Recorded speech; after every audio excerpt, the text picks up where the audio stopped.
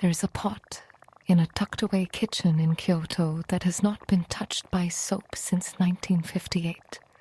Its surface is a deep, almost black-brown, not from any pigment, but from 66 years of simmered broth, of winter miso bubbling at a low roll, of steam carrying the breath of 1,000 meals into the grain of the clay. The pot does not gleam. It absorbs light the way old forest soil absorbs rain, dark and patient and full of things growing beneath the surface. When you run your finger along its rim, you do not feel glaze or hardness. You feel the faintest grain, like the skin of a hand that has worked dough for decades. Each season, a new layer of softness over the old strength. And here is the truth that most modern kitchens have forgotten. That pot is not dirty. It is seasoned. It is alive. If you felt something shift when you read that, if the idea of a pot being alive instead of dirty stirred something in you, then I invite you to stay with this channel. There are more kitchens like this one, more vessels carrying memory, waiting to be uncovered. And I would love to know what object in your own home holds the most stories. Drop it in the comments. This is a story about a kitchen that breathes, about the soul of Japanese technique that lives not in recipes or ingredients alone, but in the vessels that hold them. Stick with me. The next time you open your own cupboard, you may see something you never noticed before. Long before the age of stainless steel and non-stick coatings, before dish soap became a chemical symphony that strips every trace of the meal before, the relationship between cook and cookware was a pact. The pot received. The pot remembered. In the old neighborhoods of Kyoto, where wooden machiya houses still stand shoulder to shoulder, there are families who have passed down earthenware nei pots for 4 and 5 generations. These pots are never scrubbed bare. They are rinsed with water, sometimes with a soft brush made of palm fiber, but never with detergent. The seasoning inside them is not grime. It is an archive, a fatty acid map of every meal the family has ever shared. If you have ever scraped at a stuck bit of food on a cast iron skillet and felt a pang of something like guilt, you already know what this pot knows. You are not just cleaning, you are erasing a memory, a ghost of flavor that no recipe book can replicate. It is the quiet grief of losing something you never named. The kizushi tradition, a craft of earthenware restoration and care that dates back centuries in Japan, treats the crack in a pot not as a flaw, but as a river of character. Kintsugi, of course, repairs broken pottery with gold, but kizushi is gentler, quieter. It is the art of feeding the pot back to health, of understanding that a utensil can starve if it is not used, that a vessel left empty too long begins to lose its memory. A chef in Osaka who was taught by his grandmother in the 1960s once described the sound of a proper nabe pot the day after a stew. He said it whispers. Not in a mystical sense, but in the way heated clay contracts and settles, releasing tiny pockets of steam that carry the scent of last night's kombu and bonito. That scent is the pot speaking. It is telling you what it holds. Now consider this. Modern food science has quietly confirmed what grandmothers have known for centuries, Lipid polymerization, the process by which fats slowly bond to the microscopic pores of unglazed clay or cast iron, creates a natural non-stick surface that is not only functional but flavorsome. Each layer of polymerized fat carries trace molecules from the ingredients that produced it. A pot that has only ever simmered white miso and winter vegetables will smell sweet, almost milky, when heated dry.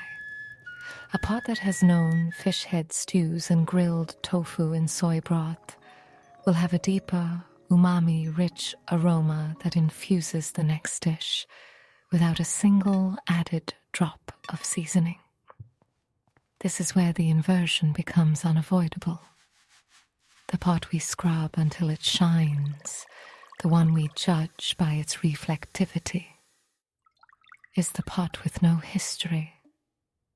It is a blank slate, a newborn. It cannot feed us anything but our own technique. But a pot like that Kyoto-nabe, dark and layered and quiet, carries the memory of every hand that has stirred it. It remembers the grandmother who insisted on adding the miso at the very end, so the probiotics would stay alive. It remembers the winter evening when the power went out, and the family huddled around a single charcoal brazier, and the soup was the only warmth. That pot does not need a recipe. It has already learned what tastes like home. And here is the beautiful part. This is not exclusive to Kyoto or to earthenware. The same principle lives at the bottom of a well-seasoned wok in Guangzhou, in the blackened tagine of a Berber family in the Atlas Mountains, in the cast-iron skillet passed down through a farmhouse kitchen in the American South. Every culture that has cooked over fire for generations has understood that the pot is a participant in the cooking, not a passive container. It gives back what it has received. A master of Nabemono, a one-pot hot pot chef who trained for 12 years before he was allowed to serve his own broth, You know it's true. once told a researcher that he could identify a pot's provenance by the smell of its first steam.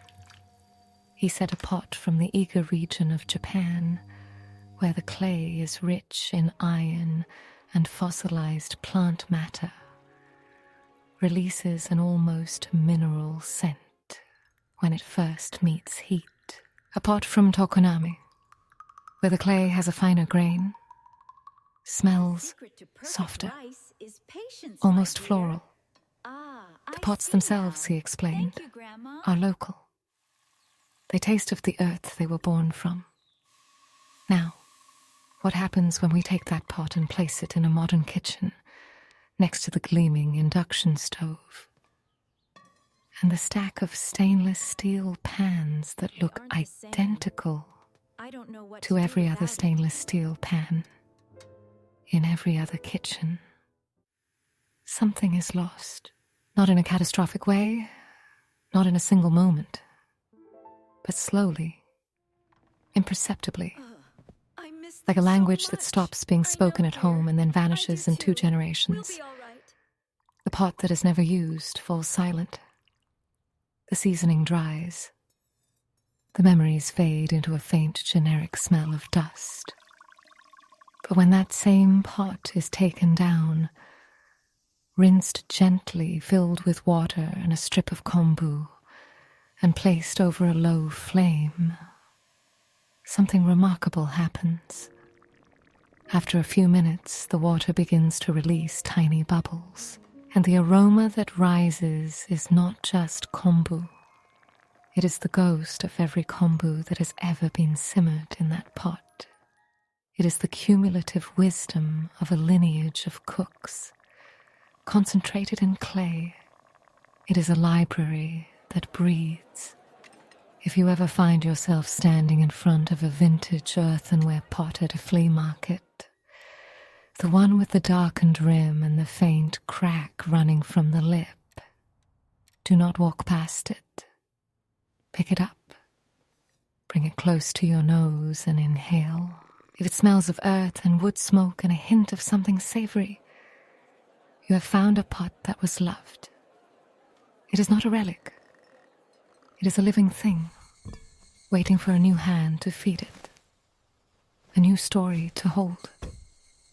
And when you bring it home and simmer your first broths in it, you're not cooking a meal. You're waking asleep in memory, adding your own chapter to a conversation that has been going on for decades, centuries, maybe longer. The pot breathes. The kitchen breathes. And you, whether you knew it or not, have been part of this all along. That pot in Kyoto, the dark one with the grain-like worked dough, has outlived 3 generations of cooks. It has seen the arrival of electricity, the rise of convenience foods, the slow drift of young people away from the kitchen. And still, it sits on the same shelf, waiting for a hand that knows how to wake it gently, with water and a low flame, and the patience to let it breathe. It does not demand to be used every day. It simply holds what it has been given. But here is the detail most people miss when they look at a pot like that. The seasoning is not just on the inside. Oh my. It has How crept into beautiful. every crack, It's like a every whole microscopic world inside fissure here. in the clay, like roots finding their way through stone. That invisible network of lipid and memory is what makes the pot irreplaceable. You could buy 100 identical vessels from the same workshop, use them for a decade each, and they would never taste the same, because the pot is not the clay. The pot is the life that has passed through it. Now, in a world that values the new, the pristine, The scent of miso rises the like a antibacterial, universe. and the sterile, It reminds me of home. this pot stands as a quiet rebellion. It does not shine. It does not reflect. It simply is, deep and dark and full of everything it has ever known. And when you understand that, when you truly feel it in your bones, you begin to look at your own kitchen differently. Even after all these That years, scratched cast iron pan you inherited from your I aunt, know. the one you attempted to sand down and re-season, And whole. that earthenware I will bowl with the treasure hairline crack that you keep meaning to throw away, the wooden spoon your mother used for 40 years, worn thin in the middle from stirring. These are not worn-out objects. They are witnesses. They hold the memory it's of your hands and the hands before yours, Yes, I do. and every meal that brought someone back to the table. The kitchen that breathes does not need to be large or expensive. It only needs to be alive. And so, that pot continues to sit in its corner of the Kyoto You kitchen, are whole now. absorbing the steam of Beautiful winter and stews whole. and summer broths, I will treasure holding the you. heat of 1,000 meals in its seasoned walls. It does not ask to be admired. It asks only to be used, to be fed, to be allowed to carry the story forward into the next hand, the next season, the next slow bubble at a low flame.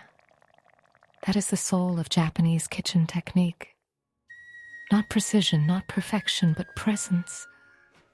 A willingness to let the pot teach you.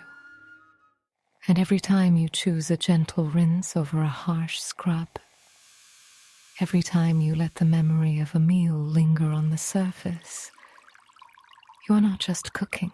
You are continuing the conversation that began long before you were born.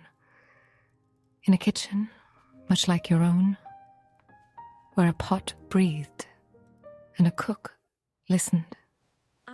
If this idea that your cooking is part of an ongoing conversation speaks to you, then I hope you will come back for the next chapter. There are more stories like this one, pots that have outlived their makers, kitchens that breathe across generations, and I want to hear from you.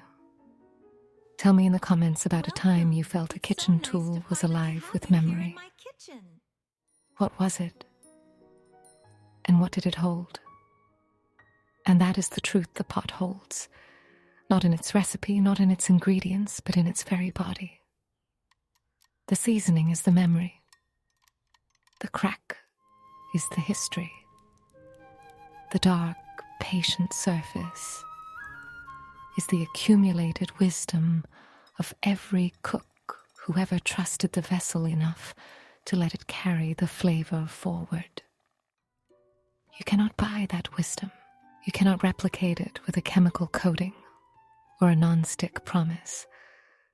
You can only earn it slowly by letting the pot become a participant in your cooking, by understanding that every meal is a gift to the tool that will feed the next one. The grandmothers knew this. The chefs who train for decades know this. And now, if you listen closely enough, you know it too. The pot in Kyoto will still be there tomorrow, dark and quiet, waiting for the next hand to add a new layer to its story. That is its purpose. That is its gift. And when you close your own cupboard tonight, after the last dish is dried and put away, perhaps you will pause. Perhaps you will run your finger along the rim of a pan that has seen a few seasons and feel the faint grain of a memory you never knew you were building. That is the kitchen that breathes. Not because it is perfect, but because it is alive with everything it has ever held. And so are you.